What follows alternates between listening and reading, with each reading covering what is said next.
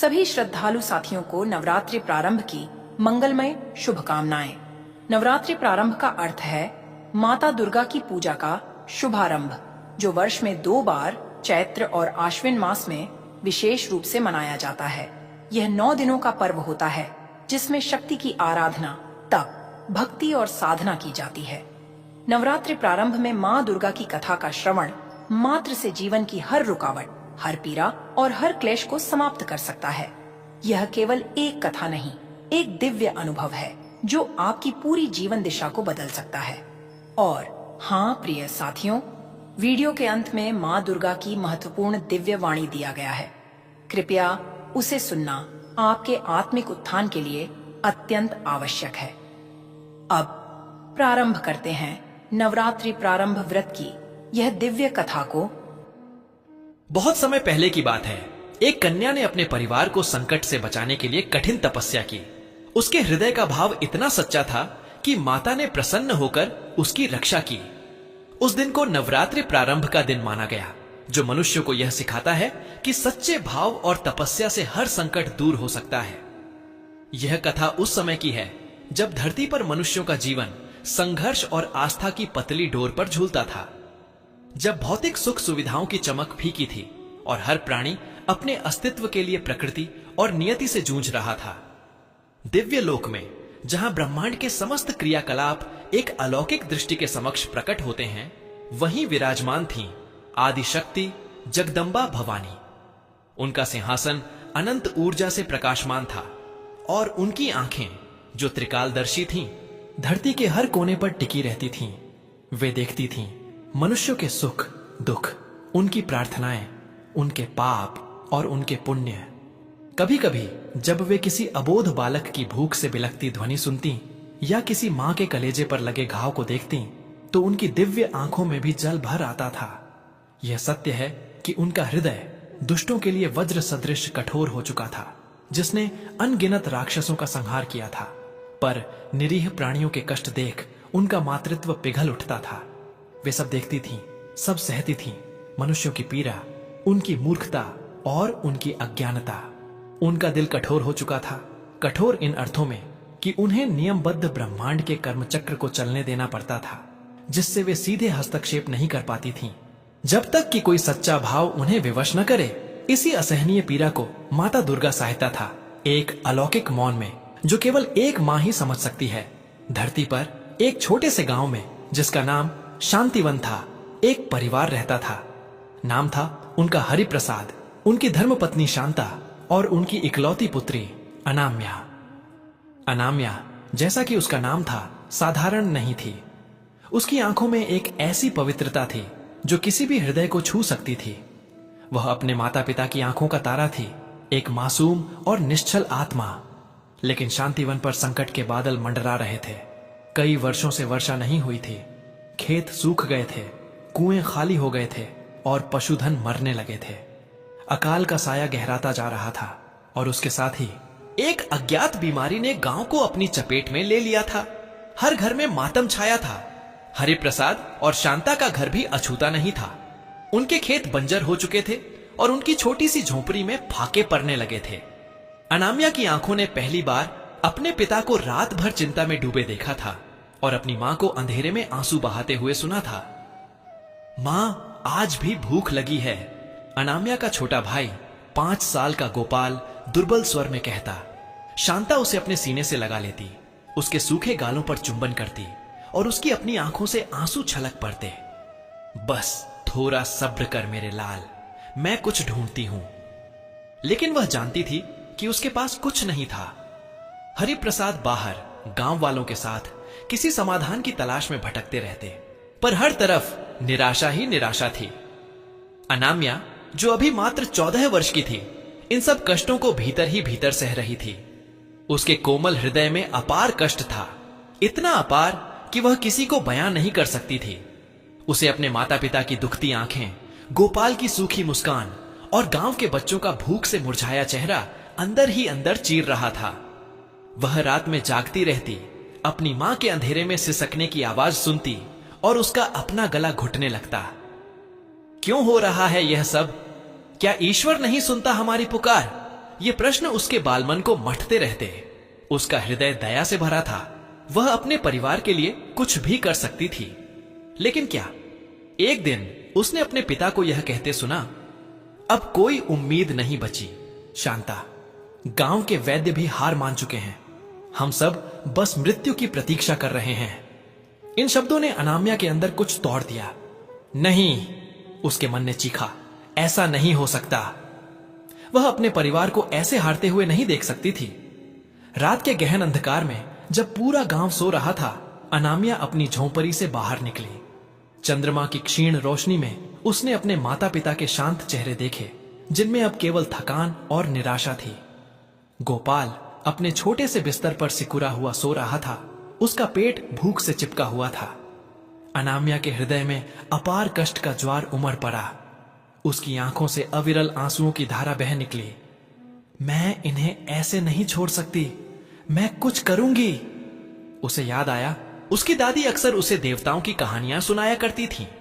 कैसे भक्त अपनी सच्ची श्रद्धा और तपस्या से देवताओं को प्रसन्न करते थे और असंभव को संभव बना देते थे।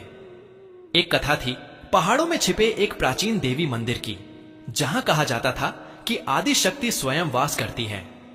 वहां जाकर जो सच्चे हृदय से पुकारता है, उसकी हर इच्छा पूर्ण होती है, दादी कहती थी। यह विचार उसके मन में बिजली की तरह कौंधा। तपस्या, मुझे तपस्या करनी होगी। यह एक जोखिम भरा, अकल्पनीय निर्णय था एक बच्ची के लिए, लेकिन उसके हृदय में परिवार के प्रति प्रेम इतना तीव्र था कि उसने हर भय को रौंद डाला। अगली सुबह उसने बिना किसी को बताए कुछ सूखे पत्ते और एक मिट्टी का घड़ा लेकर घर छोड़ दिया। उसकी मां शांता जब जागी और अनामिया को न पाकर विलाप करने लगी, तब तक अनामिया गांव की सीमा पार कर चुकी थी। उसका हृदय में भय था, हां अवश्य था, परंतु उससे कहीं अधिक था प्रेम और दृढ़ संकल्प। वह अनजानी राहों पर चल पड़ी, जहां कांटे थे, पत्थरीली जमीन थी और जंगली जानवरों का भय था।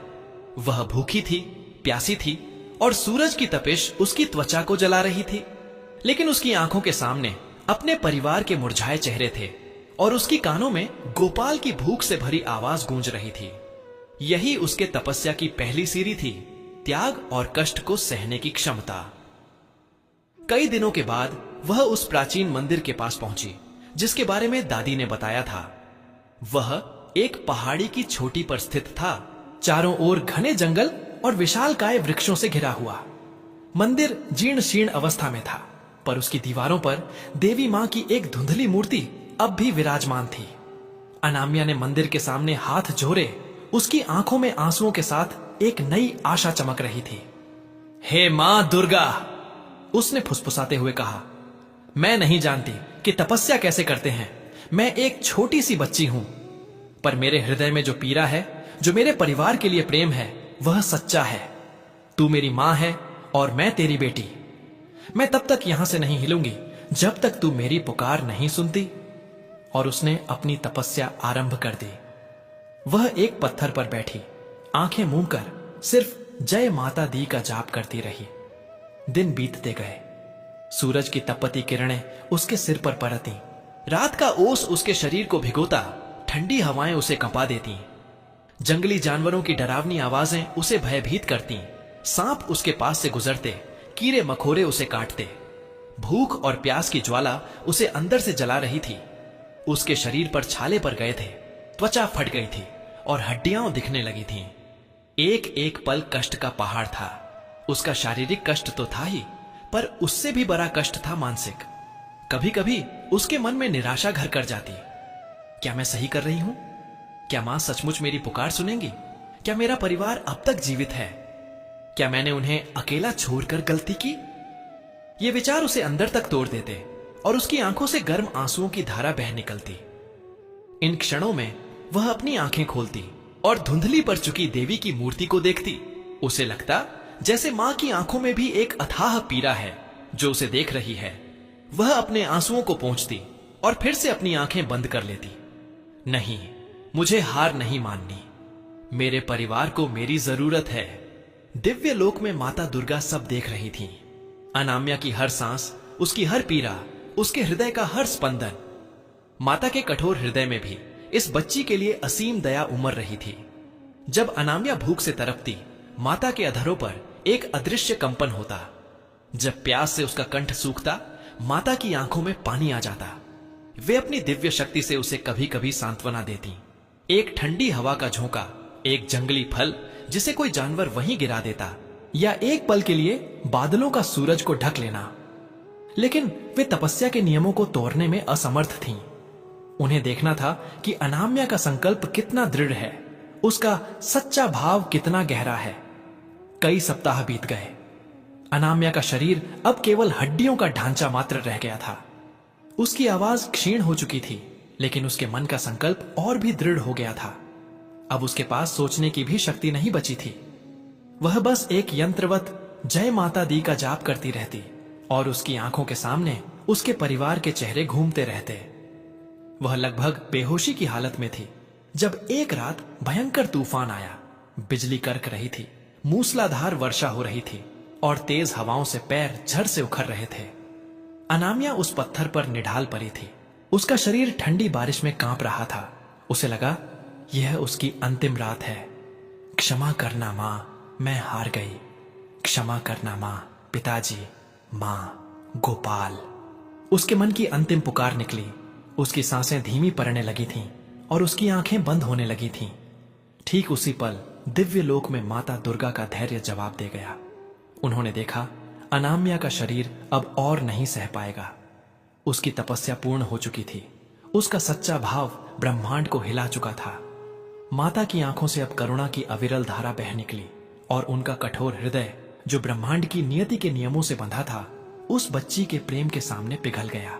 एक पल के लिए तूफान थम गया। मंदिर के ऊपर से एक अलौकिक स्वर्णिम प्रकाश पुंज धरती पर उतरा। अनामिया ने अपनी क्षीण होती दृष्टि से देखा।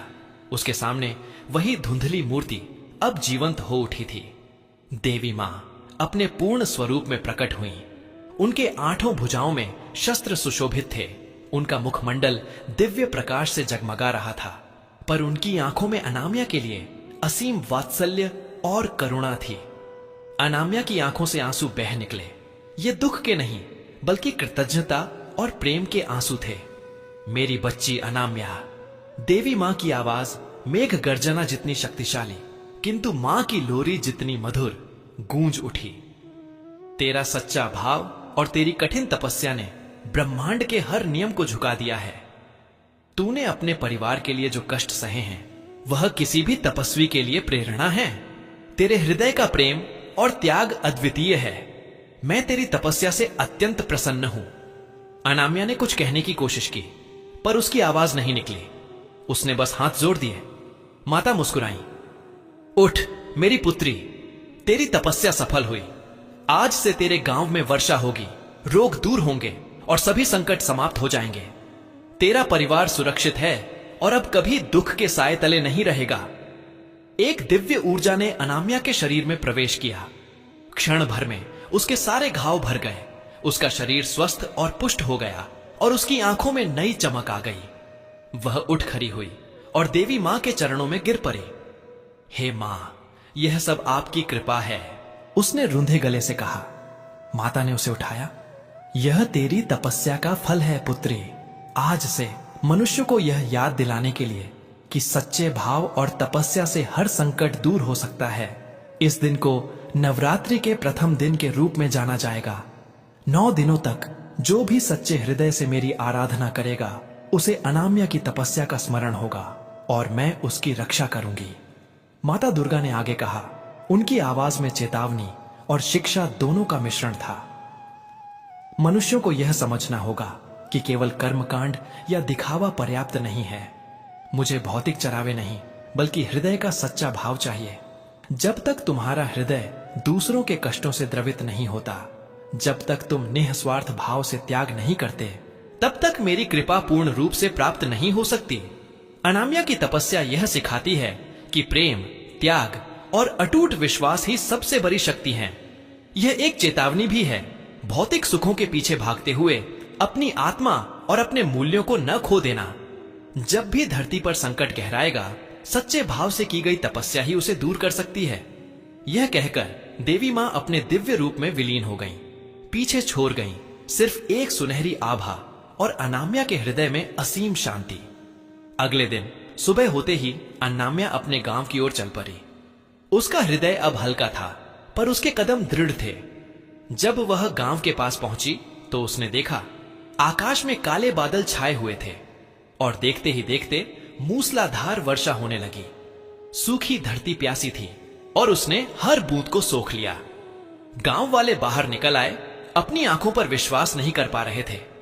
उनकी आंखों में आंसू थे, पर इस बार ये दुख के नहीं बल्कि आनंद और कृतज्ञता के आंसू थे। अनाम्या घर पहुंची। उसके माता पिता जो उसकी चिंता में सूख गए थे, उसे देखकर स्तब्ध रह गए।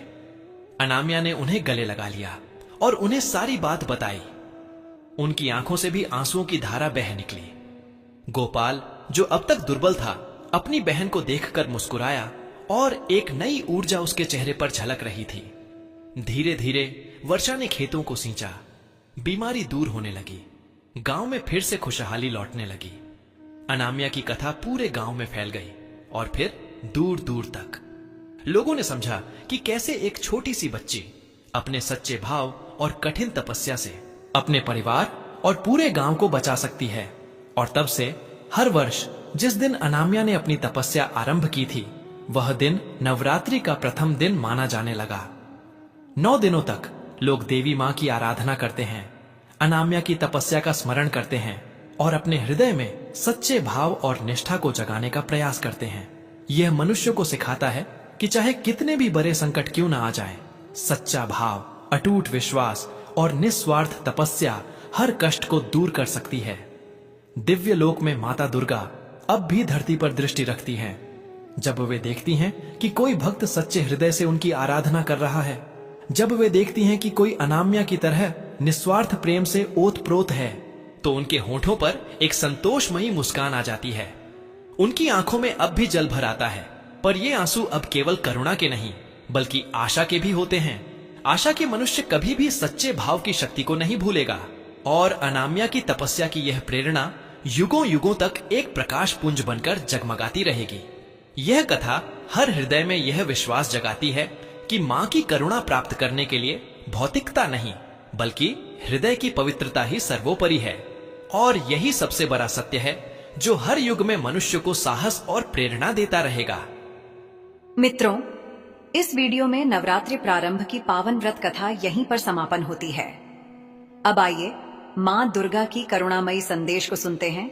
नवरात्रि प्रारंभ की कथा से जनित करुणा, चेतावनी और आशा की पुकार अवश्य सुने। हे मेरे सूर्य के भांति पुत्र, ओ मेरे प्रकाश संतान, सुनो मेरी पुकार। मैं दुर्गा मां हूं, तुम्हारी जननी, तुम्हारी रक्षक, तुम्हारी चेतावनी भी। मैं मां दुर्गा हूं, जगत जननी। हे इस धरती पर जन्म लेने वाले नन्हे जीवों, तुम सब मेरी संतान हो। मैं वही हूं, तुम्हारी मां, तुम्हारी रक्षा करने वाली, तुम्हारे सुख दुख की साक्षी।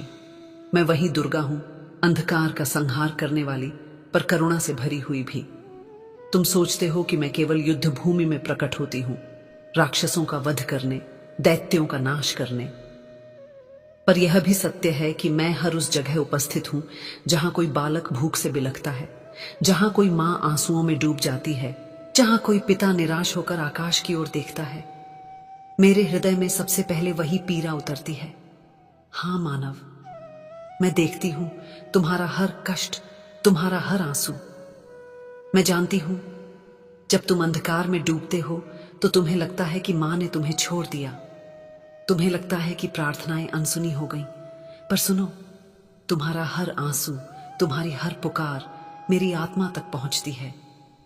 हे मानव, तुम्हारी पीड़ा देखकर मेरा हृदय भी रो पड़ता है। पर जान लो, मैं तुम्हारे हर संकट को तुरंत समाप्त नहीं कर सकती, क्योंकि इस ब्रह्मांड का नियम है, कर्म का चक्र चलता है। तुम्हारे अपने कर्म ही तुम्हारे जीवन को आकार देते हैं। लेकिन जब तुम्हारे हृदय का भाव निर्मल हो जाता है, जब तुम्हारी तपस्या सच्ची हो जाती है, जब तुम्हारी आंखों से केवल अपने लिए नहीं बल्कि दूसरों के लिए आंसू बहते हैं, तब मैं बंधनों को तोड़ देती हूं। हे मेरे लाल, अनाम्या की तरह याद करो, वह छोटी बच्ची, उसने भूख, प्यास और मृत्यु का सामना किया, पर अपने परिवार के लिए। उसके हृदय का प्रेम इतना पवित्र था कि उसने मेरे अस्तित्व को हिला दिया। उसका त्याग, उसकी पुकार ने मुझे विवश कर दिया और मैं स्वयं प्रकट हुई। क्या तुम समझते हो? उस मासूम की तपस्या ने ही नवरात्रि का आरंभ बनाया। उसका प्रेम ही इस उत्सव का आधार है। इसलिए जब भी तुम मेरे 9 दिनों में दीप जलाते हो, आरती गाते हो, तो समझो कि मैं तुम्हारे हृदय की सच्चाई देख रही हूं, न कि केवल तुम्हारे भौतिक चरावे। सुनो मानव, यह मत सोचना कि केवल व्रत रखने या फूल चराने से मैं प्रसन्न हो जाऊंगी। यह मत मानो कि यदि तुम ढोल नगारे बजाओगे, विशाल भोग लगाओगे या सोने चांदी की मूर्त सजाओगे तो मां प्रसन्न हो जाएगी। नहीं, मैंने स्पष्ट कहा है, मुझे भौतिक वस्तुएं नहीं चाहिए, मुझे चाहिए तुम्हारा सच्चा भाव। क्या होगा अगर तुम मंदिर में आकर मुझे नारियल चढ़ाओ और बाहर निकलकर अपने ही पड़ोसी के बच्चे को भूखा देख अनदेखा कर दो? क्या होगा अगर तुम मुझे सुंदर वस्त्र पहनाओ पर अपने माता पिता को उपेक्षित छोड़ दो? क्या होगा अगर तुम मेरे नाम पर दिखावा करो और भीतर तुम्हारा हृदय पाषाण बना रहे? सुन लो, यह सब व्यर्थ है। मैं किसी के कपट से प्रसन्न नहीं होती। मैं केवल वही देखती हूं, तुम्हारे दिल की पवित्रता। हे मानव, आज की दुनिया भौतिकता में डूब चुकी है। तुम्हारे घर बड़े हो गए हैं पर दिल छोटे। तुम्हारी मेज पर पकवान सजते हैं पर भूखे का हिस्सा नहीं निकलता। तुम्हारी आवाज में मंत्र हैं पर कर्म में पाखंड है। ये चेतावनी है, यदि तुम केवल बाहरी आडंबर करोगे और भीतर से खोखले रहोगे तो समझ लो, नवरात्रि केवल एक उत्सव रह जाएगा, उसकी आत्मा मर जाएगी। पर हे मेरे बच्चों, सारी दुनिया अंधकार से भर जाए तब भी आशा है, क्योंकि तुम्हारे भीतर अभी भी प्रेम की ज्योति जल रही है। अनाम्या ने दिखा दिया कि कोई भी, चाहे वह बच्चा ही क्यों ना हो, यदि हृदय शुद्ध हो तो मां को झुका सकता है। आज भी अगर कोई सच्चे मन से तपस्या करे, चाहे वह भूखा बच्चे को खाना खिलाना ही क्यों ना हो, किसी पीड़ित की मदद करना ही क्यों ना हो, तो जान लो वह तपस्या मेरे लिए महान है। क्या तुम जानते हो, जब तुम किसी को सहारा देते हो, जब तुम किसी अनजान को गले लगाते हो, जब तुम अपने स्वार्थ छोड़कर किसी और की पीड़ा मिटाते हो, तब तुम्हारे भीतर मां ही काम कर रही होती है। इसलिए आशा मत खोना। हर कष्ट अस्थाई है, हर पीड़ा का अंत है। यदि तुम्हारे दिल में करुणा है, त्याग है, निस्वार्थता है, तो जान लो मां दुर्गा हमेशा तुम्हारे साथ है। हे मानव, हे मेरी संतान, कभी यह मत सोचना कि तुम अकेले हो। कभी यह मत मानना कि तुम्हारी पुकार व्यर्थ है। मैं सदा सुन रही हूं तुम्हारे रुदन को, तुम्हारी हंसी को, तुम्हारी थकान को। जब तुम्हारा दिल टूटता है तो मेरा भी टूटता है। जब तुम्हारा बच्चा भूख से रोता है तो मेरी छाती भी छलनी होती है। जब कोई स्त्री अपने आंगन में बेटे की मृत्यु पर विलाप करती है तो मेरी आंखें भी बरस जाती हैं। पर जब मैं देखती हूं कोई मां अपने बच्चे को गले लगाकर उसे उम्मीद देती है, कोई पिता अपने आंसू छुपाकर अपने परिवार को हिम्मत देता है, कोई बालक भूखा रहकर भी अपने छोटे भाई को रोटी दे देता है, तब मेरा हृदय गर्व से भर जाता है। हां मानव, यही है सच्ची पूजा, यही है सच्चा नवरात्रि। हे मानव, सनातन धर्म यही सिखाता है। सत्य, करुणा और त्याग ही सबसे बड़ा तप है। नवरात्रि केवल 9 दिन का उत्सव नहीं, यह तुम्हारे जीवन का प्रतीक है। 9 दिन का अर्थ है अंधकार से प्रकाश की यात्रा। नवरात्रि का अर्थ है अपने भीतर के राक्षसों का वध करना। नवरात्रि का अर्थ है अपने भीतर की करुणा को जागृत करना। यदि तुम यह समझ गए तो जीवन में कभी हारोगे नहीं। यदि तुम भूल गए तो तुम्हारा अस्तित्व केवल शरीर तक सीमित रह जाएगा। इसलिए उठो, जागो, अपने हृदय में प्रेम जगाओ, अपने कर्मों में सच्चाई लाओ, अपने रिश्तों में निष्ठा भरो। मैं सदा तुम्हारे साथ हूं जब तक तुम्हारा भाव निर्मल है। आओ मेरे लाल, मेरा आंचल तुम्हारे लिए हमेशा खुला है। आओ, रो लो मेरे कंधे पर, थक जाओ तो मेरे चरणों में विश्राम कर लो। पर याद रखना, दुनिया में चलते समय कभी भी किसी और की पीड़ा को अनदेखा मत करना, क्योंकि वही असली तपस्या है। हे मानव, नवरात्रि का यह प्रथम दिन सदा तुम्हें स्मरण कराता रहेगा कि एक छोटी बच्ची अनामिया ने अपने परिवार के लिए सब कुछ सह लिया और मां ने स्वयं आकर उसके आंसू पोंछ दिए। आज से हर युग में मैं उसी पुकार की प्रतीक्षा करती रहूंगी। जो सच्चे दिल से उठे। मित्रों, इस वीडियो में नवरात्रि प्रारंभ की पावन व्रत कथा और दिव्य वाणी यहीं पर समापन होती है। हम कामना करते हैं कि मां दुर्गा की कृपा बनी रहे, आपके जीवन में सदैव सुख, शांति, समृद्धि हो और सकारात्मक ऊर्जा का संचार होता रहे। यह विशेष दिन न केवल भक्ति भाव से भर देता है, बल्कि हमारे जीवन में एकता, प्रेम और आस्था का संदेश भी लेकर आता है। नवरात्रि प्रारंभ की कथा को सुनने के लिए हृदय से धन्यवाद। कृपया अपने विचार और अनुभव कमेंट्स में अवश्य साझा करें और जय मां दुर्गा लिखना न भूलें। आपके द्वारा किए गए कमेंट्स न केवल आपको प्रेरित करेंगे, बल्कि अन्य दर्शकों के लिए भी भक्ति और श्रद्धा का स्रोत बनेंगे। जय मां दुर्गा।